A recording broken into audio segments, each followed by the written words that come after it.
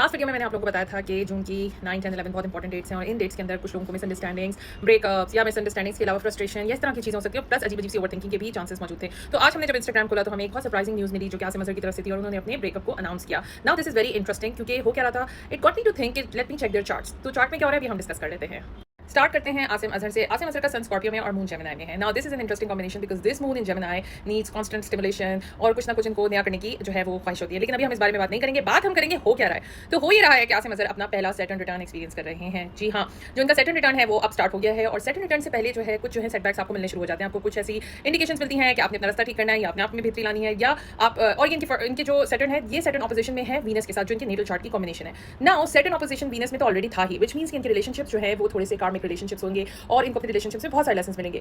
तो जैसे ही ट्रांजिट सेटन के ऊपर आया उसने इनके रिलेशनशिप का एक टेस्ट किया जिसकी वजह से जो है इनके ऊपर स्ट्रेस पड़ा है। नाउ उसके साथ साथ क्या हो रहा था कि मार्स जो है इनका मार्स रिटर्न भी साथ ही हो रहा है। सो मार्स इज इन लियो और वो उसने भी रिटर्न किया and then Mars in Leo makes you think that you right and आप अपने जो है चीज़ों में बड़े स्टबर्न हो जाते हैं। आप कहते हैं कि बस enough is enough and then you take an action and that's what we see that it was happening here.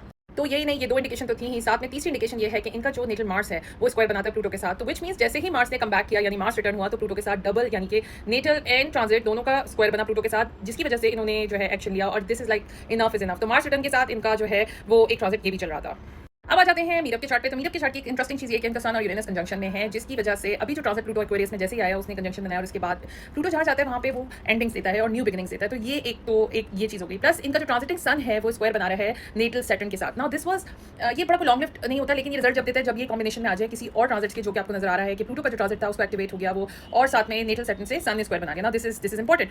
At the same time एक और जो कार्मिक चीज़ इनके चार्ट में हो रही है कि ट्रांजिट नॉट नोट कंजंक्शन बना रहा है नेटल सेटन के साथ। तो इस रिलेशनशिप में अगर कोई भी चीज़ ऐसी थी जो कि लॉन्ग लास्टिंग नहीं थी, कार्मिक लेसन थे इनके और बस वो लेसन के बाद ये रिलेशनशिप खत्म होना था। So now that has happened to.